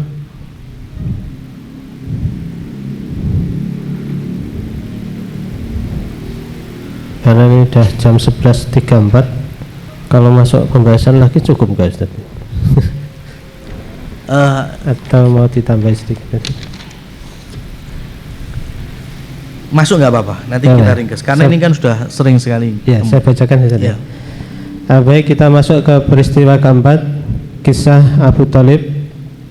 Siapa saja yang memahaminya dengan baik dan memperhatikan, yang pertama pengakuan beliau terhadap tauhid, kemudian anjurannya kepada manusia agar bertauhid, dan beliau yang membodoh-bodohkan akal orang-orang musyrik, kemudian kecintaan beliau kepada orang-orang yang masuk Islam dan lepas dari kesyirikan.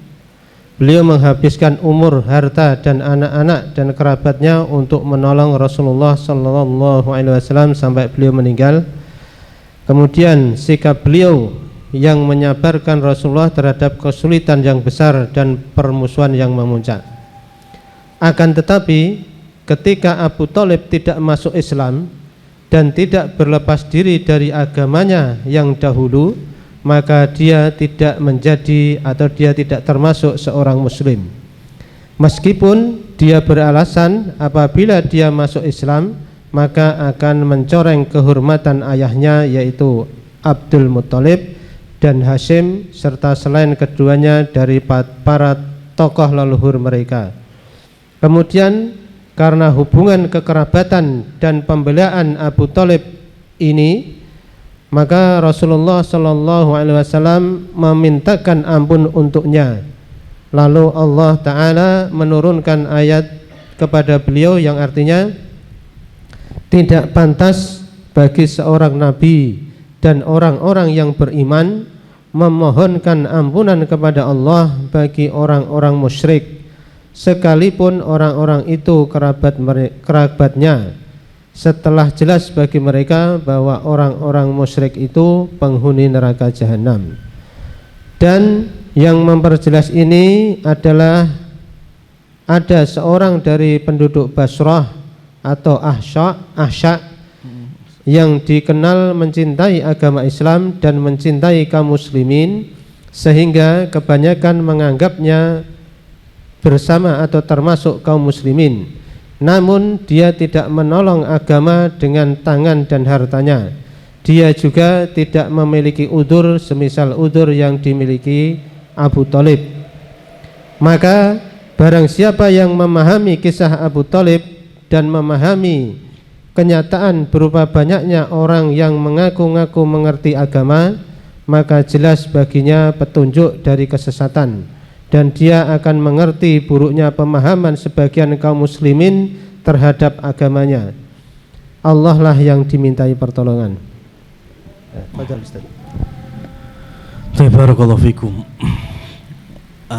Terkait dengan kisah Abu Thalib yang masyhur sekali ya. Tapi yang perlu menjadi catatan di sini di alinea terakhir itu bahwa mungkin di antara kita, bahkan dulu saya sempat dicurhatin oleh saudara saya sendiri itu, dia punya teman sekolahnya itu non muslim tapi baik sekali, ya baik sekali. Jadi ketika waktu sholat, waktu Jumat, kemudian kalau makan itu nyaris ngikuti temennya. Jadi dia nggak makan bukan yang haram-haram, pokoknya gitu. Intinya baik. Ya, saling menjenguk ketika sakit, macam-macam lah dari interaksi sosial. Itu akhirnya kan ada kekhawatiran dari saudara saya itu, gimana ya kan ini sudah dicedak akhirnya kan, artinya takut ada walaknya itu ya. Makanya harus pinter-pinter noto hati. Pernah nggak kamu sampaikan bahwa kita ini tetap ya lakum dinukum baliyadinya? Pernah. Katanya ya gak apa-apa, yang penting aku pengen duwe konco iya kaya kowe, pokoknya yang bahasa anak ini apa toh, yang klik, yang sefrekuensi lah dari bocah-bocah saiki ya. Meskipun kita beda loh, yuk beda frekuensi jelas. Wong siji iman siji ora ya. Tapi akhirnya saya cuma mungkin nanti ketika kalian sudah selesai sekolah dengan pindahnya mungkin anak sing lanjutnya atau mungkin kerja beda, itu yang akan memisahkan kalian. Dan ternyata benar, Mas. Ya, benar akhirnya ketika sudah lulus sekolah itu udah jarang ketemu, jarang komunikasi, tapi ya tetap hubungannya baik. Artinya gini, yang nyaris tidak sampai mempengaruhi saja dari non muslim, tapi ketika kita sampaikan dakwah ya dia ngikut, ya banyak sekali sesuatu yang teradopsi dari saudara saya. Contohnya kalau makan dihabiskan, jangan mubadzir ya, kemudian adab-adab Islam yang dimasukkan tuh banyak sekali. Datang pulang sama berangkat sekolah, pamit ke orang tuanya, itu banyak lah intinya.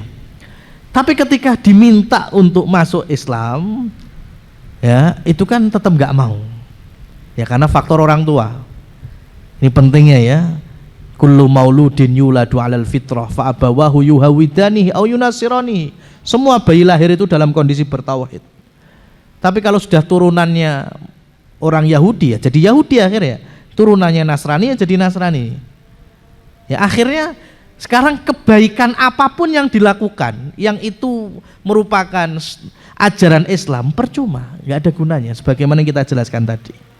Nah sekarang mau sebaik apapun orang hari ini non muslim, levelnya apakah sebaik Abu Thalib? Gitu aja sekarang. Abu Thalib adalah orang yang pertama mendapatkan dakwah Nabi, termasuk yang pertama. Bahkan patuto Jibril medun ayat anyar ki krungu loh Abu Thalib. Ya kan? Karena masih bertemu setiap hari dengan Nabi Muhammad SAW. Ya. Tapi ketika Nabi mendakwainya masih nggak mau. Karena ketokohannya ini, karena pengganti ayahnya, kakek Nabi Abdul Muttalib. Ya. Sampai di tempat-tempat atau di situasi yang krusial yaitu ketika sakit. Ya, ketika sakit Nabi Muhammad mendatangi rumah pamannya, duduk di samping kepala dekat dengan telinga. Ya, karena ini bagian dari adab mentalqin. Karena nggak tahu ya wallahu alam, jari panca indera kita yang paling selesai akhir dicabutnya roh itu pendengaran. Ya setelah mulut mungkin udah nggak bisa ngomong, ya mata mungkin udah samar-samar, tapi pendengaran masih bisa aktif. Makanya saat itu Nabi ketika sakitnya pamannya itu berdakwah, ya ammi kul la ilaha illallah kalimah uhajju biha indallah. Satu kalimat ini aja, la ilaha illallah, sudah aku akan berhujah di hadapan Allah. Riwayat yang lain malah ujadil indallah, aku akan debat nantinya dengan Allah. Masya Allah, saking cintanya Nabi, aku akan mendebat Allah kalau engkau sudah mengucapkan ini, ya, mau dosamu, kesyirikanmu sebelumnya, di sisi Allah saya siap berdebat. Mas, saking cintai Nabi. Ya. Tapi masalahnya di sisi lain masih ada Abu Jahal, ada Suhail bin Amr, ada Ibnul Mughirah. Ya, selain Walid. Ya, karena bapaknya Ibnu Mughirah itu punya anak yang paling kaya, Walid bin Mughirah. Yang pada intinya jamaah yang dirahmati Allah Subhanahu wa taala, ketika Abu Thalib itu pernah mengatakan bahwa tidak ada agama yang sesempurna agamanya Muhammad. Pernah lo ngomong gitu. Karena di Mekah itu kan banyak sekali keyakinan-keyakinan. Ya, dan Abu Thalib penguasa Mekah. Pernah ngomong Abu Thalib itu, tidak ada agama yang sesempurna agamanya Muhammad, agamanya keponakanku. Jadi pengakuannya terhadap tauhid itu benar. Tapi lisannya nggak mau mengucapkan. Kenapa? Karena ada alasan. Bagaimana dengan kaumku? Hati-hati, yes. Ya, hati-hati. Dulu ketika saya masih kuliah di Jakarta itu enek bangunan sing doyong, Mas. Ya, daerah MT Haryono kalau nggak salah inget itu. Doyong, tapi yang tahu doyongnya itu teknik sipil. Saya itu kalau nggak diajak ngobrol teknik sipil, maksudnya konco sing mudeng bangunan, itu nggak ngerti lek kuwi doyong. Katanya delengen wi miring ora kuwi. Ora miring. Undine terus mulai dijelaskan gini-gini. Lah karena kita baru tahu kan? Oh iya ya. Nah itu. Sebelumnya enggak tahu, Mas. Sampai kemudian saya bertanya, "Lah nyapa terus orang-orang kok enggak dirobohkan aja atau piye carane biar tegak lah piye?" Dua-duanya butuh dana besar. Ya. Kalau dirobohkan berarti bangun ulang, yaitu dana yang besar. Kalau disuntik, nggak tahu saya istilah-istilahnya. Pokoknya ada suntik, itu pun juga nggak kalah besar. Paling murah memang mana ada tempat lahan baru bangun, itu paling lebih aman. Ya. Jadi kalau sudah berdiri setinggi itu, doyong, itu memang sulit. Ini saya bawa gambaran orang itu kalau wis kadung dhuwur jabatane, sudah tinggi ketokohannya, sudah tinggi kursinya, kemudian doyong, wangel, Mas, tenan. Ya, itu ilaman rahimah rabbuh, kecuali memang yang Allah rahmati. Ya. Dalam situasi lapangan tuh seperti itu. Makanya beberapa kali saya sampaikan juga di kajian kita Ahad pagi ini, jangan jadi orang besar sebelum soleh, Mas. Jangan jadi orang besar sebelum soleh. Maksudnya memang wis terlalu gede, kok orang soleh kita luruskan, wangel itu. Contohnya paman Nabi sendiri, tahu kebenaran yang dibawa ponakannya itu tahu, sangat tahu, ponakannya itu wis bener. Bahkan sebelum jadi nabi sudah tahu Muhammad itu orang yang paling baik sak Mekah. Setelah jadi nabi tambah yakin kalau ponakannya memang nabi, bukan dukun, bukan orang sembarangan. Dan meyakini agama tauhid itu agama yang benar. Cuma ketika diminta untuk mendeklarasikan, ucapkan la ilaha illallah atau bersahadat, nggak mau. Bagaimana nanti dengan kaumku? Itu pertama, riwayat mengatakan demikian. Ya, karena sudah terlalu besar jadi tokoh. Yang kedua, Abu Thalib juga pernah mengatakan ketika sakitnya ini juga, kalau seandainya aku tidak khawatir hinaan dan celaan masyarakat Quraisy, aku pasti akan masuk kepada agamamu wahai Muhammad untuk menyenangkanmu, menggembirakanmu. Nah, ini juga nggak benar. Ya, berarti kan ini pertama beragama dinyenengne wong liya. Ya, kita bertauhid untuk siapa? Allah Subhanahu wa ta'ala, bukan karena yang lain. Yang kedua, kita beragama, ya, bersyariat itu juga bukan karena alasan umumnya manusia, umumnya masyarakat. Ini tadi takut dicela sama Quraisy. Aku kok lek ora melu-melu diomong. Nah itu Mas. Ya, jadi penyakit pekewuh itu semenjak Abu Thalib Mas. Ya, perkewuh itu semenjak Abu Thalib dan itu membahayakan agama kita. Hari ini kan alasannya nggak jauh beda. Ya, ada tonggo, ya pas ganten be omah, mosok ora teko, ya, pekewuh lah itu. Abu Thalib itu juga pekewuh yang akhirnya abadi di neraka selama-lamanya. Kata Nabi, kalau bukan karena syafaatku atas izin Allah, harusnya di neraka paling dalam, tapi karena Allah mengizinkan aku memberi syafaat, maka berada di neraka yang paling atas. Tapi selama-lamanya inilah pertemanan yang bisa membawa kepada keyakinan as-sahib, sahib, teman itu bisa narik. Ya, Abu Jahal ketika Rasul dakwah, Abu Thalib sakit, dibales, atarghabu an millati Abdul Muttalib, apa engkau mulai benci dengan agamanya Abdul Muttalib, bapakmu loh. Apalagi Abu Lahab pernah mengatakan, Abu Lahab pinter, ini anak termasuk anak kesayangan Abdul Muttalib. Maka gembosnya bapakmu mbiyen, bapak awake dhewe, bapakku, bapakmu, terus gitu.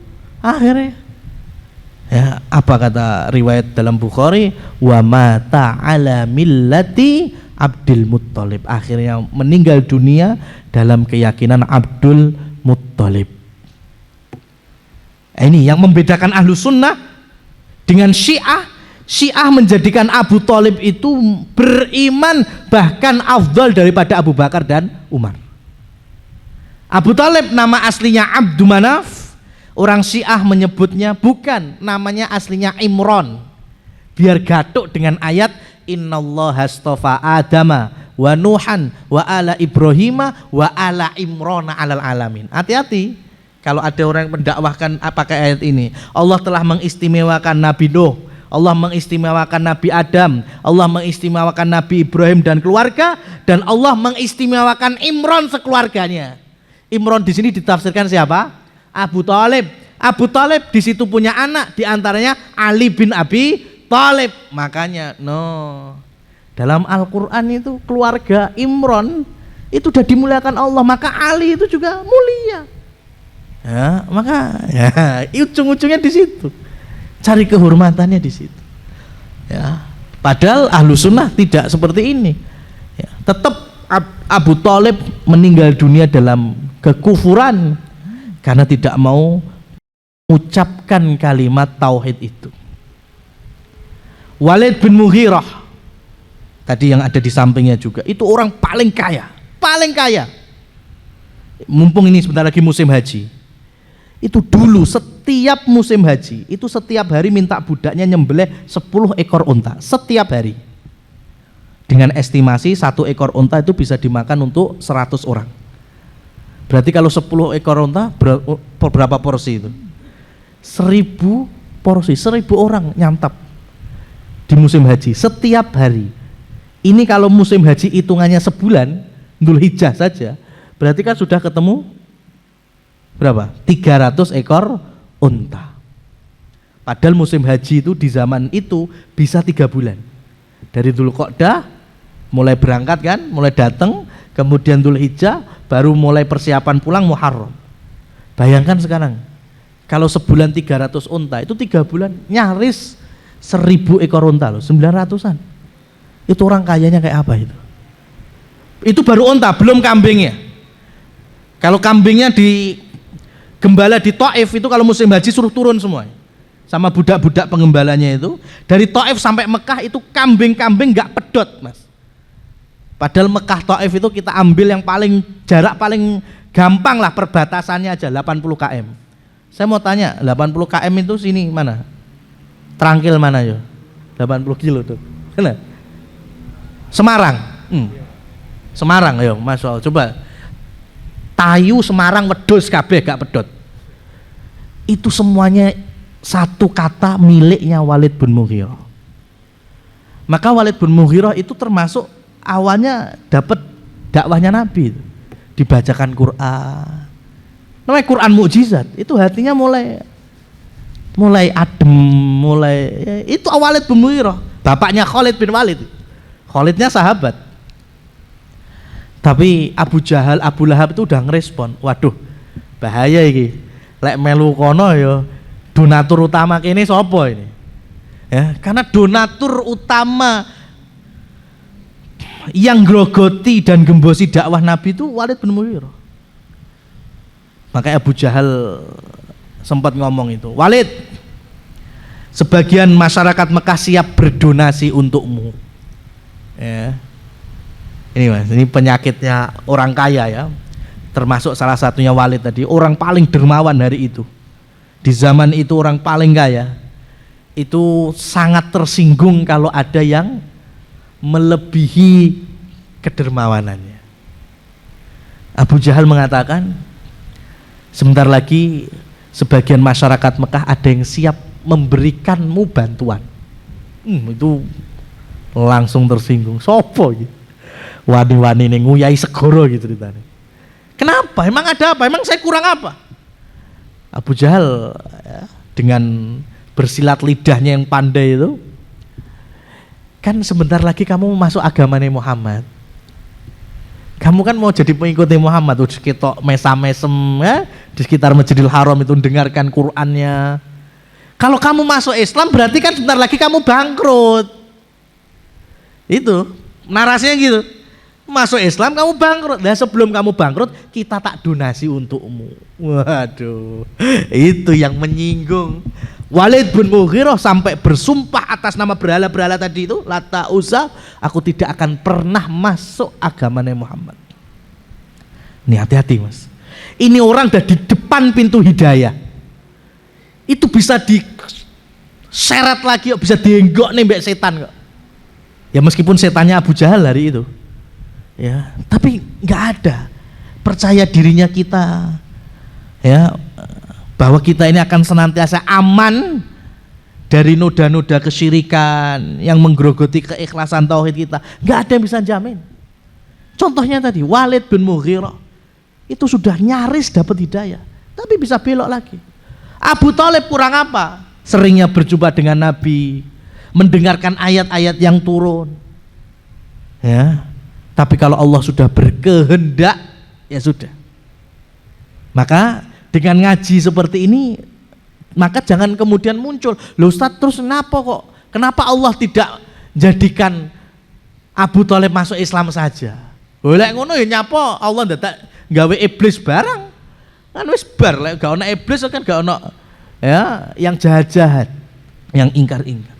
Enggak seperti itu. Karena Allah Subhanahu wa taala, Allahu a'lam haitsu yaj'alu risalatahu. Allah yang Maha mengetahui ya kepada siapa Allah akan utus rasulnya, ke siapa saja yang diberikan hidayah, siapa yang tidak, itu semuanya atas kehendak Allah Subhanahu wa taala. Yang dapat hidayah beruntung kita.